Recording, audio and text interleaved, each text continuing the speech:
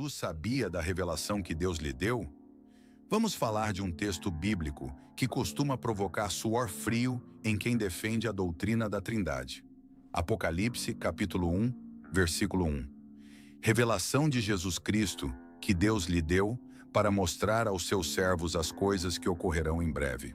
Percebeu o problema? Pois é. O texto afirma claramente que Deus deu uma revelação a Jesus Cristo. E isso é um prato cheio para o desastre trinitário. Porque se Jesus fosse onisciente, como muitos afirmam que ele é, inclusive igual ao Pai em tudo, por que raios ele precisaria receber uma revelação? Ora, quem recebe algo é porque antes não tinha. Mas aí começa o festival de desculpas esfarrapadas para tentar salvar essa doutrina inventada.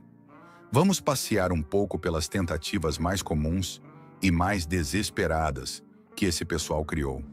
Tentativa número 1. Revelação de Jesus significa revelação sobre Jesus? Essa é criativa. É uma cortina de fumaça usando a gramática. Dizem que o genitivo grego em revelação de Jesus Cristo deve ser entendido como caso objetivo, ou seja, a revelação seria sobre Jesus e não dada a ele. Se fosse só isso, estaria bom. Mas aí vem o detalhe que derruba essa tese como um castelo de cartas. O próprio texto diz que Deus lhe deu. Se fosse apenas sobre Jesus, bastaria dizer revelação sobre Jesus Cristo que João recebeu. Mas não é isso que está escrito. A gramática grega permite, sim, diferentes usos do genitivo, mas o contexto determina tudo. E o contexto aqui é cristalino. Deus deu algo a Jesus e Jesus enviou por meio de um anjo, deu ao seu servo João. Não é revelação sobre ele, é uma revelação que ele recebeu para transmitir. Ponto. Tentativa número 2. Jesus já sabia, mas recebeu como mediador. Essa aqui tenta dizer que Jesus já sabia de tudo, mas que Deus formalmente entregou a revelação a ele, como quem segue um protocolo celestial. Isso é sério? Então estamos falando de um teatro cósmico? Deus finge dar, Jesus finge receber e João finge acreditar? Isso não só desrespeita a clareza do texto, como também desvaloriza a própria lógica. O texto não diz que foi um ato simbólico. Diz que Deus deu a revelação a Jesus, não ao Filho de Deus enquanto homem, não ao aspecto humano da segunda pessoa da Trindade, mas ao Jesus glorificado, já no céu, após a ressurreição. Se Jesus tivesse pleno conhecimento divino, ele não precisaria receber revelação. Ele já a teria por natureza. Mas não é isso que acontece. É lamentável. Vamos para a próxima. Tentativa número 3. As testemunhas de Jeová também acreditam que Deus escolhe não saber certas coisas. Então, Jesus não saber também, está tudo certo. Mas essa é talvez a mais curiosa das tentativas e a mais desonesta do ponto de vista argumentativo. Vamos esclarecer.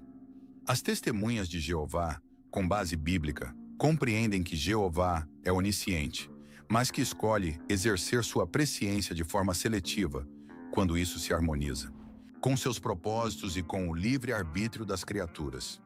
Em outras palavras, Deus pode saber tudo, mas não precisa acessar tudo o tempo inteiro. E Ele mesmo decide o que quer saber e quando.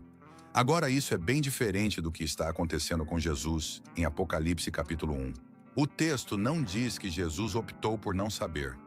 Diz que Deus lhe deu a revelação, o que indica que ele não a possuía antes. Ou seja, Jesus precisou receber algo que não sabia. Isso não tem nada a ver com a autodeterminação divina de escolher não acessar algo. Trata-se de dependência real de informação. O problema real para a teologia trinitária. Se Jesus é Deus Todo-Poderoso, ele não poderia ser receptor de revelação. Ele teria a revelação em si mesmo. Mas o texto mostra o contrário. Há uma cadeia de transmissão bem clara. Deus concede informações a Jesus. Isso mostra subordinação, dependência e, acima de tudo, limitação de conhecimento por parte de Jesus. E esse problema não acontece só aqui. Em Marcos capítulo 13, versículo 32, por exemplo, Jesus declara que não sabe o dia nem a hora, apenas o Pai sabe. Você percebe a constância? Jesus não sabe todos os mundos possíveis. Se ele fosse a segunda pessoa de uma suposta trindade, eterna e coigual ao Pai, isso seria um absurdo. Conclusão. O texto de Apocalipse, capítulo 1 e versículo 1, fala por si. Mas para os trinitários, ele grita. Nenhuma das explicações que eles oferecem resolve o problema. Elas apenas tentam mudar o foco da atenção ou desviar o entendimento do leitor. No fim, restam duas opções. Primeira, aceitar o texto como está, reconhecer que Jesus não é o Deus Todo-Poderoso e que ele depende do Pai. Segundo, ou continuar tentando remendar essa doutrina com gramática distorcida e argumentos circulares. Mas a verdade permanece. Apocalipse capítulo 1 é um golpe direto na suposta igualdade entre Jesus e o Pai. E quanto mais eles tentam contornar o texto, mais eles escorregam na própria teologia. Pense nisso. Se Jesus já sabia de tudo, por que Deus lhe deu uma revelação? A resposta sincera é uma só. Porque ele não sabia. E isso não desonra Jesus. Pelo contrário, mostra sua humildade, sua posição como filho obediente, como porta-voz da vontade de Deus e como adorador de Deus. Como Apocalipse 3:12 nos mostra. Mas para quem insiste em colocá-lo como igual ao Pai em tudo, aí sim temos um problema. Inscreva-se no canal. Matéria completa no link da descrição. Estude com honestidade. Grupo Historiador TJ.